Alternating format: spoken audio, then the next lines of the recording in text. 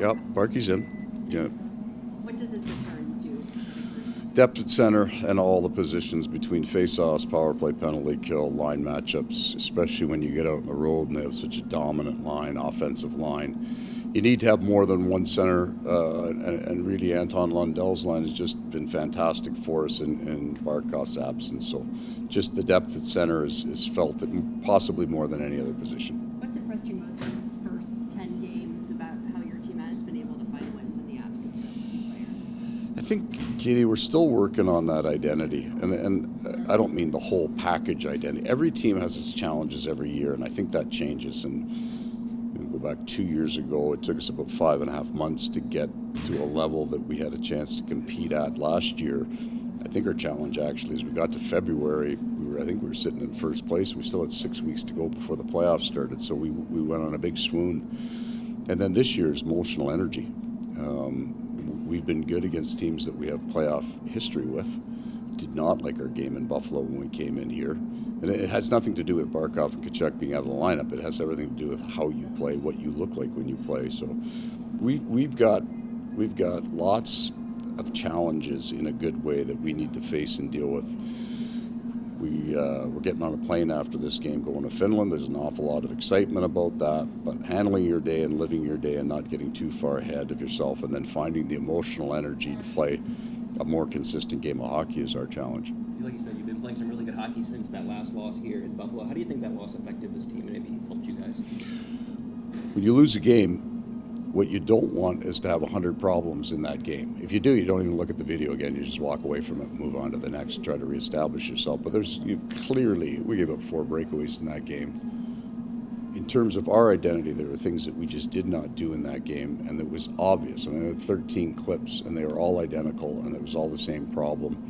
So we got that part righted a little bit, and we're able to win some games. With Barkey coming back in, who's coming out? Adam Bolquist comes out. Bolinskis goes back to the blue line. Carter Verhaeghe played his junior hockey just down the road there in Niagara. A guy that's been through the grind of in the AHL for 4 years and now becoming a two-time Stanley Cup champion. What have you seen from Carter now that you've got to coach him, and what do you think his story is for other players to strive for?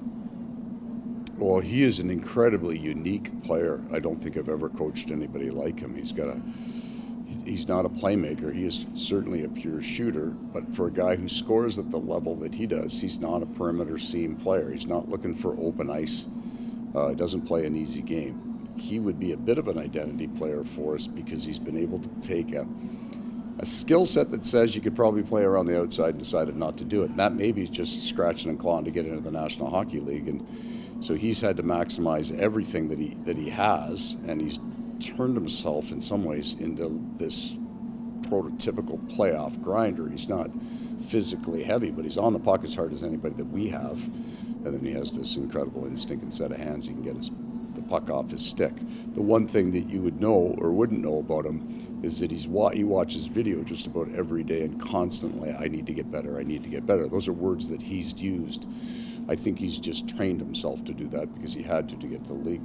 Paul Tage Thompson is kind of looking like he did 2 years ago again. Now, what is the challenge dealing with a guy at that size? It's the range, for sure. So if we just say if you take the elite players in the league, they're all going to have incredible hands and great shots, and they'll be smart guys. But the range that he has, the ability to control the puck across that body, the standard things you would say defensively against any of the elite players is time and space, but it's far more difficult to put the pressure on the puck when you can't reach it.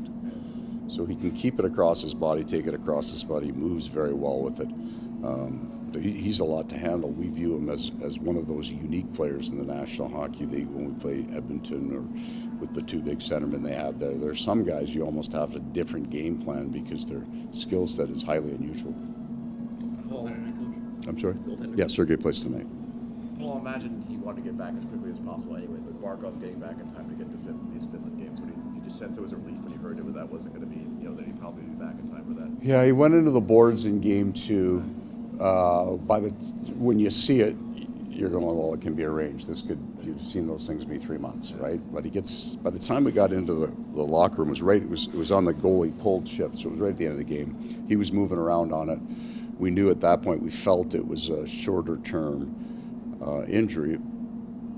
I know it's not the playoffs, so we aren't in a position, and probably most teams are, that you're going to risk a 6-month, turning something into a 6-month chronic injury because you pushed him back 2 or 3 games earlier. If it was the playoffs, he would have probably even maybe played in New York against the Rangers 5 days ago, but we wanted to make sure he was 100% right and ready, and it surely wasn't for the Finland trip, because if we were doing that, we'd hold him out of the game tonight. Right. This is wait till he's 100% on the day he's 100% he plays. But it's a bonus he's ready in time to play in Finland. It would have been sad for us. Yeah. Like the excitement around our team, and we have a bunch of us have been to Finland before, and it's an enjoyable trip. But the really excitement about it is it's his hometown.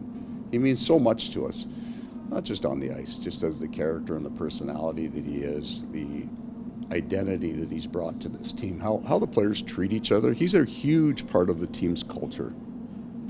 And he cheers for everybody. He's truly happier when somebody else scores than when he scores. So everybody likes the chance to cheer for him, to watch one of the people they love have a great experience. This is a wonderful experience for him. He's been very open about a dream come true to play in his hometown in the NHL against great competition. So we're happy for him. And yeah, we held our breath for a little bit, and we're really glad he's back. Okay, everybody.